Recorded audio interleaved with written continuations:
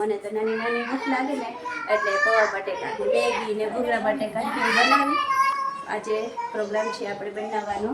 જો સૌથી પહેલાં તો આ બધી વેજીટેબલ્સ તમને બતાવી દઉં અને પછી બતાવું આ કેમ કે આપણે આજે બનાવવાનું છે પૌવા બટેકા. હવે છે ને મારે કામ કરવાની જરૂર નથી કેમ કે મારા માટે છે ને આવી ગયા છે. જો હવે કા બેડો હે જો હવે મારે નથી મશીનની જરૂર કે નથી તો કહું છું મારે બ્લેન્ડરની જરૂર નથી. મારું બ્લેન્ડર આવી ગયું.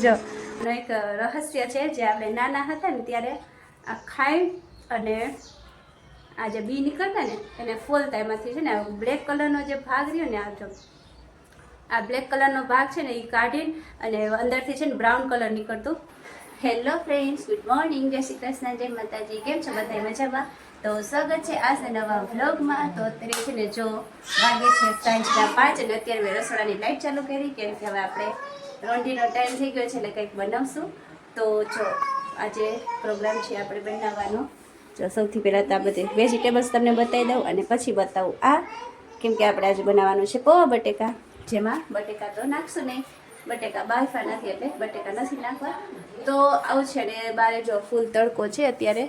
તો આજે છે ને થોડીક નાની નાની ભૂખ લાગી ગઈ છે, રોંઢીનો ટાઈમ છે. કીધું ચાલો આજે છે ને આપણે બનાવી નાખીએ પૌવા બટેકા. તો જો બધી તૈયારી જ કરી જ નાખી છે. હવે ખાલી પૌવા બટેકા બનાવવાના છે.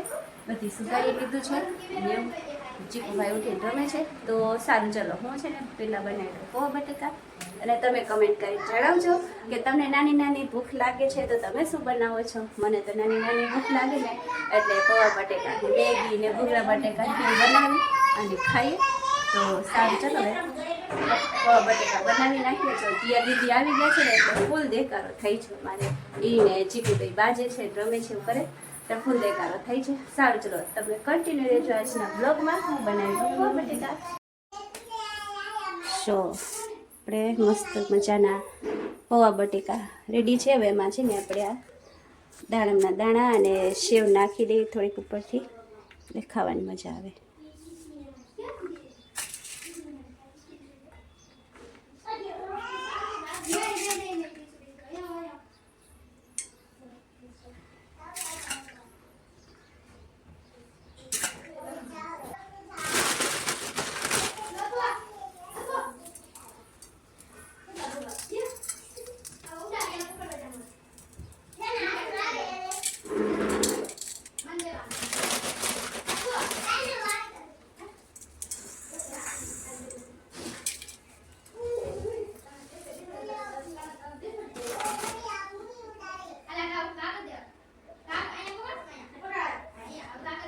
તો ચાલો ફ્રેન્ડ્સ હવે છે ને ચા નાસ્તો અને બધું કરી લીધું, ફ્રી થઈ ગયા અને હંજરાઈને એવું બધું કાઢી લીધું. હવે છે ને કપડાં જો આ ધોયા હતા ને એ ફોલ્ડ કરીને રાખ્યા છે મમ્મીએ, એ મૂકવાના છે.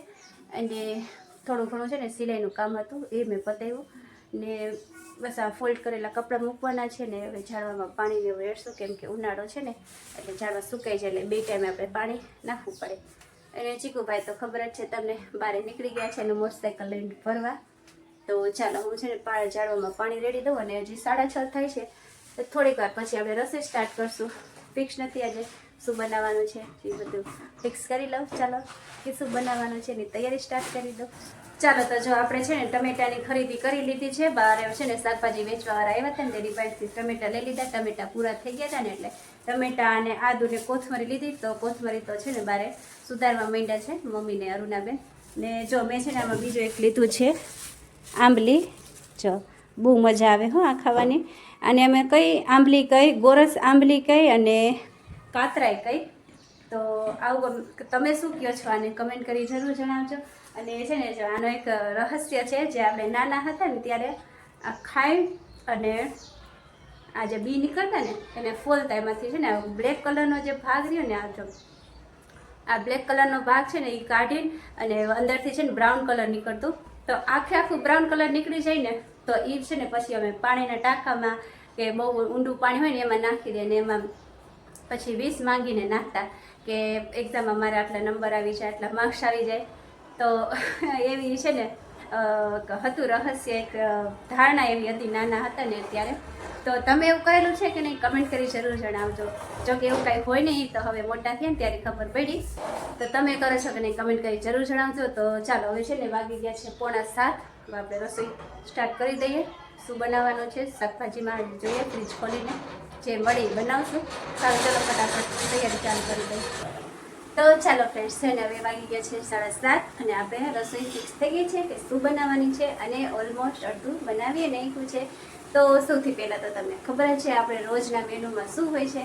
તો આપણે રોજના મેનુમાં જે હોય ખીચડી એમાં મૂકી દીધી છે અને ઓલરેડી થઈ ગઈ છે. 4-5 સીટી પડી ત્યાં થઈ ગઈ, ખીચડી થઈ ગઈ છે. અને આ બાજુ જો શાક તમને બતાવી દઉં, ફુલાવર બટેકાનું શાક વઘાર્યું છે મસ્ત. હવે આપણે એમાં થોડુંક પાણી નાખી અને 1 સીટી પાણી દે થઈ જાય રેડી. અને અહીંયા છે આપણે જો લોટ બાંધી લીધો છે આમાં રોટલીનો. તો ચાલો આજનો મેનુ આ છે. આપણે રીંગણા બટેકા નહીં, ફુલાવર બટેકાનું શાક, ખીચડી અને રોટલી, પ્લસ રોટલો એક હશે, મમ્મીને એક રોટલો. તો ચાલો હું અડધી રસોઈ તો ઓલમોસ્ટ થઈ ગઈ છે, હવે ખાલી અડધી બાકી છે. તો ફટાફટ રસોઈ પૂરી કરી લઉં, પછી જમી લઈએ. અને આજે તમે શું બનાવ્યું છે કમેન્ટ કરી જરૂર જણાવજો. તો ચાલો ફ્રેન્ડ્સ, છે ને હવે જો જમીને થઈ ગયા છે ફ્રી.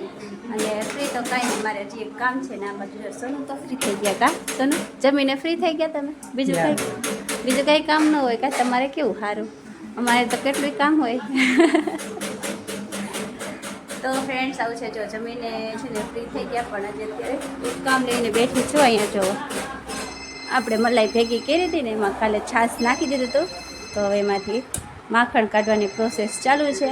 અને એ છે ને હું હાથેથી કરવું, મશીનથી નહીં, બ્લેન્ડરથી નથી કરતી. આપણે આ જો દેશી શું કહેશોનું આને, મને નામ નથી આવડતું. ના વલણું તો ઓલું, પણ આપણે કંઈક શું કહીએ, ઝેણી. સારું, ઝેણી લગભગ કે, મને એનું નામ નથી ખબર.